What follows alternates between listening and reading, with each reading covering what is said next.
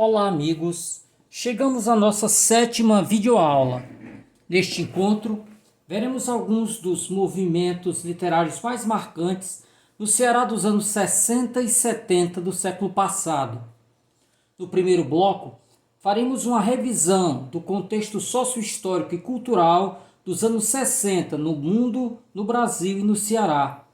Ainda na primeira parte da videoaula, discutiremos sobre o grupo Sim de Literatura. No segundo bloco, trataremos do Clube dos Poetas Cearenses e da revista O Saco. No terceiro e último bloco, nosso foco será o grupo Siriará. Então, sem mais demora, vamos observar como foram os tumultuosos anos 1960 no mundo. Então, a década de 60 representou a realização de projetos culturais e ideológicos alternativos lançados na década de 50. Eram projetos que visavam romper com o moralismo rígido da sociedade. Nessa perspectiva, a segunda metade dos anos 50 já prenunciava os anos 60. A literatura beat de Jack Kerouac, autor de On the Road, que foi traduzido em português para Pé na Estrada. O rock de garagem à margem dos grandes astros do rock e os movimentos de cinema e de teatro de vanguarda, inclusive no Brasil. No plano político, é importante destacar que vários países ocidentais deram a guinada à esquerda no início da década, com a vitória de John Kennedy nas eleições de 60 nos Estados Unidos, da coalizão de centro-esquerda na Itália em 63 e dos trabalhistas no Reino Unido em 64, e no Brasil João Goulart virou o primeiro presidente trabalhista com a renúncia de Jânio Quadros. Então você observe que era um ambiente bem diferente dos dias atuais, em que a direita, e até a extrema-direita tem dado as cartas. A década de 60 pode ser dividida em duas etapas. A primeira, que vai de 60 a 65, marcados por um sabor de inocência e até de lirismo nas manifestações socioculturais e no ambiente da política. É evidente o idealismo e o entusiasmo no espírito de luta do povo.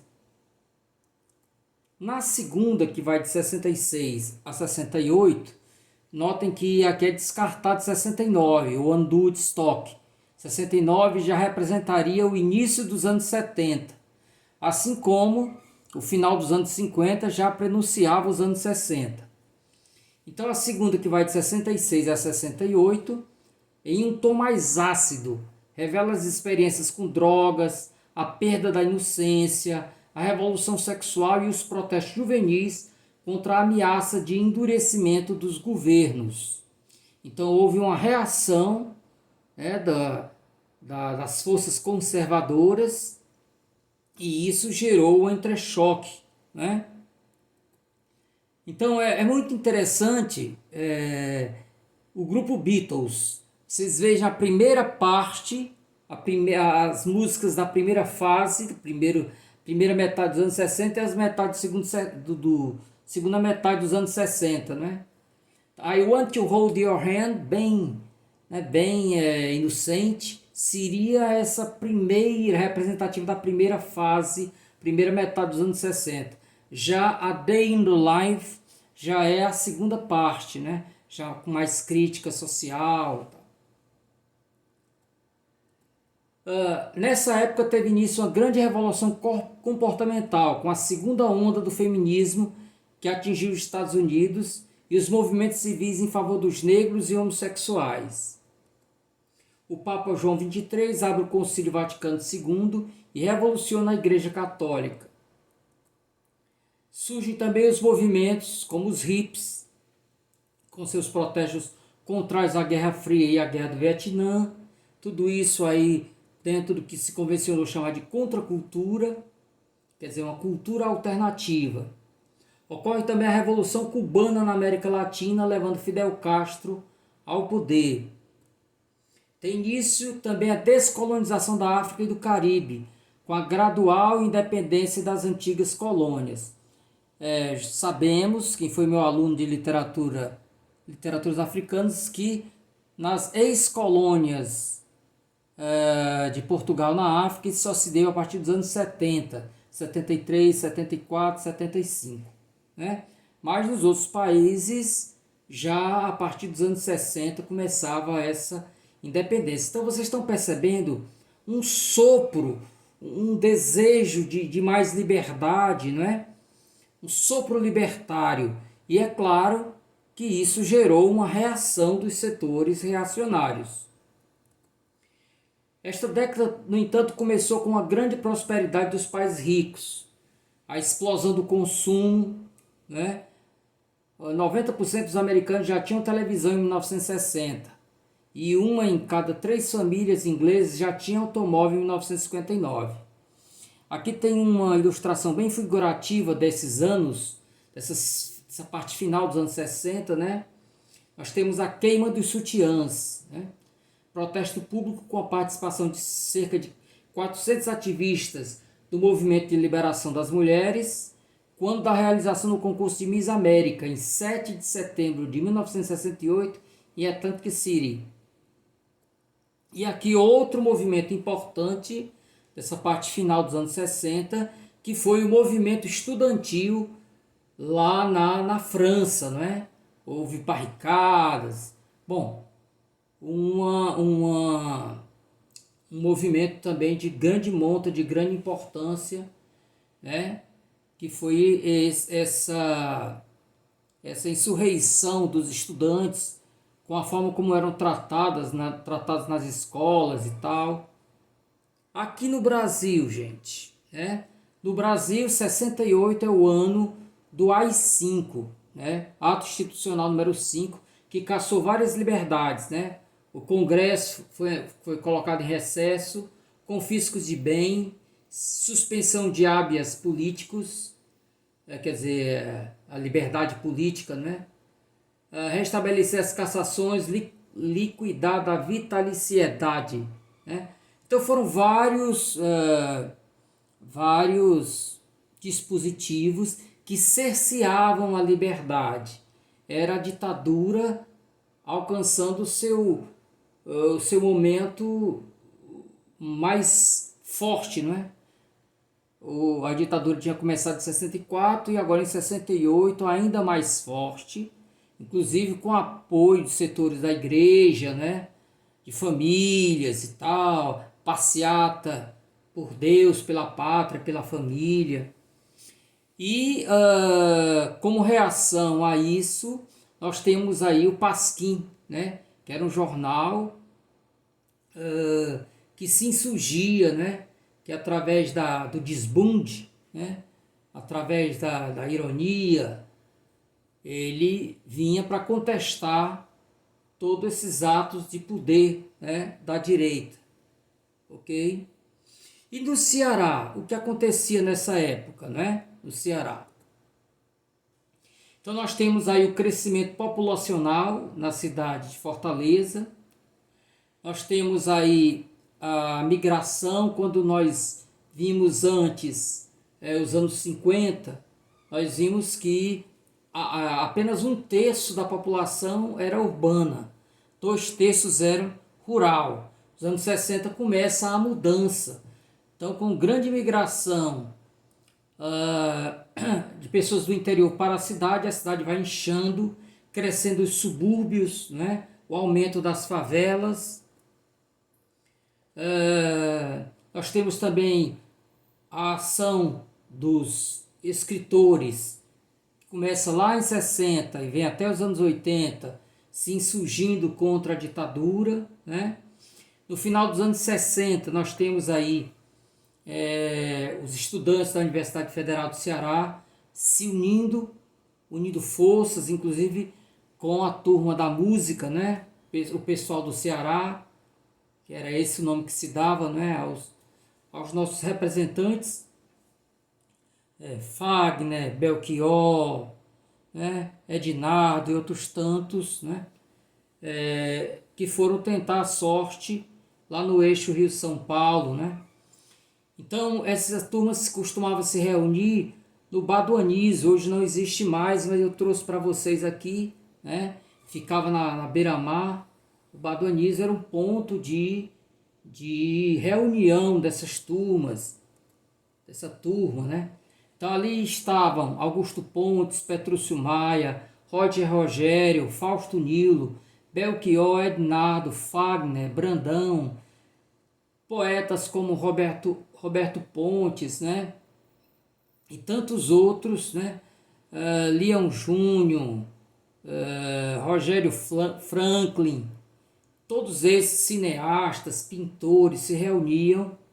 Então a literatura cearense desse período fortalece através do grupo Sim, que nós vamos ver daqui a pouco, né? Sobretudo em oposição ao grupo anterior dos anos 40 e 50, chamado Grupo Clã. O Grupo Clã começava a ter uma relação aí com o parnasianismo, né? E o Grupo Sim vai se insurgir contra o movimento, tá? Contra o movimento do Grupo Clã, que continuou agindo, continuou atuando. Então vamos ver aí sobre o Grupo Sim de Literatura, tá? Então, como vimos aí, os anos 60 no Ceará foram marcados por diferentes levantes de resistência artístico-social, né? No que se refere à literatura, ao teatro, ao cinema, às artes plásticas. Então o Grupo Clã continuava existindo, já, claro, sem aquele seu caráter revolucionário, né? Ele era agora o grupo a ser enfrentado, né? Não o grupo que enfrentava a moda anterior, né? A estética anterior. É nesse contexto que em 1967 surge o Grupo Sim, tendo como principal diretriz o sincretismo literário e artístico. O que vem a ser sincretismo, né? Nós já ouvimos essa palavra, por exemplo, quando se relaciona com as religiões afrodescendentes, né? A sua combinação com o cristianismo, isso nós já vimos. Então, o nome do grupo deriva de sincretismo, entendido no sentido de sistema filosófico, que consiste em combinar as opiniões e os princípios de diversas escolas, mistura de opiniões combinadas para formar um sistema misto, eclético. A diversidade temática e as diferentes formas de posturas artísticas são o cerne do Sim, cuja poesia apresenta elementos de sincretismo poético, né? Uma vez que assimila processos, técnicas e modos praticados pelos poetas brasileiros precedentes. Então, em vez de uma negação dos movimentos anteriores, o que se queria era fazer uma combinação de tal modo que ela dialogasse com os novos tempos, né?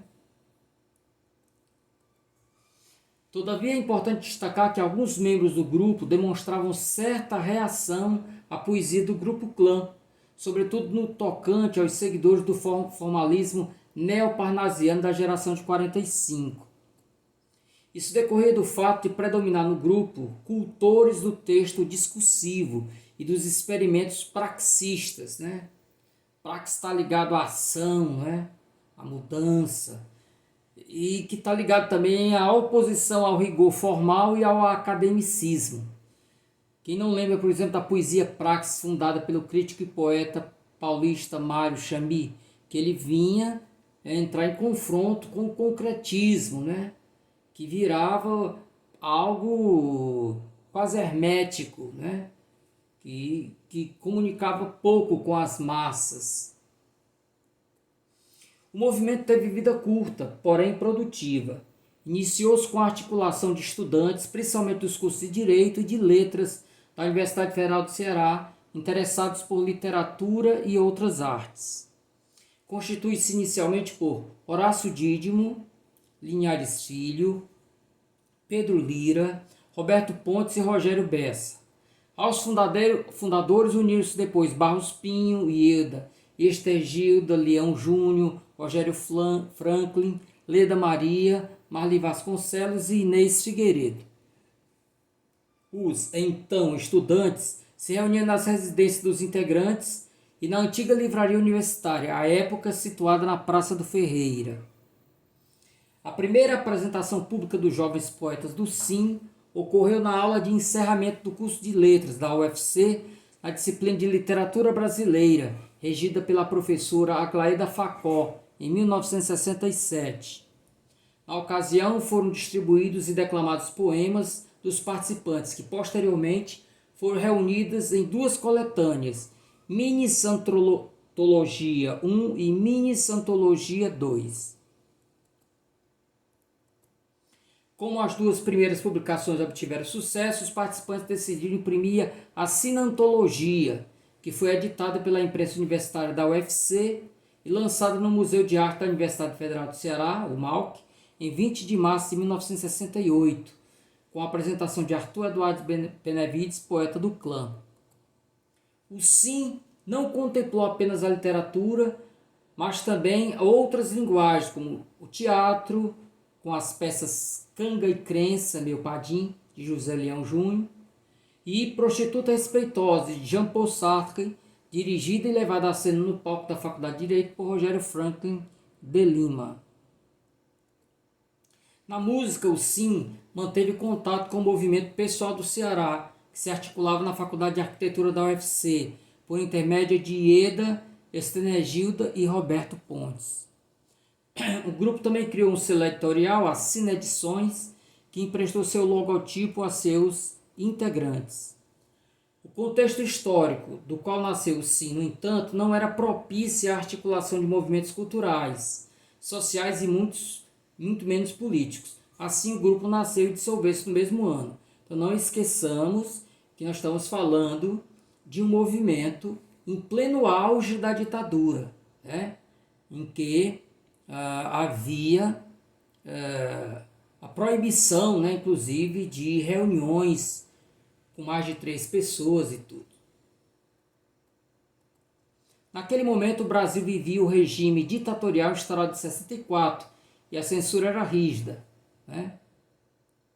Então, intelectuais como Alceu Amoroso Lima, Oscar Niemeyer, Antônio Cândido e Antônio Oais, posicionados no sul do país contra a ditadura por ocasião do episódio da assinatura do histórico Manifesto dos Intelectuais contra a Censura. O apoio a esse manifesto, bem como as assinaturas de adesão dos integrantes do SIM, foram solicitados por aqueles intelectuais por meio do teatrólogo B. de Paiva, servindo o poeta Roberto Pontes e porta-voz junto ao grupo. Contudo, os escritores cearenses se mostraram divididos quanto à adesão que deveria ser prestada a esta manifestação. Roberto Pontes se propôs a assiná-lo, mas não havendo unanimidade nem consenso, o grupo se desfez com o seu início. É o que nos afirma Adriano Espínola na seguinte fala, no texto que ele escreveu, chamado Uma Geração entre o Sim e o Não, foi publicado na Revista de Letras em 1993. Então ele diz assim: é bom que se diga, entretanto, que o Sim logo se dissolveu devido, por um lado, a discordâncias ideológicas de seus membros, e por outro, a repressão e perseguições que se seguiram após a ditadura militar, edital sinistro AI-5. A partir daí, como se sabe, todo e qualquer agrupamento político, cultural ou literário tornou-se suspeito em potencial, perigoso.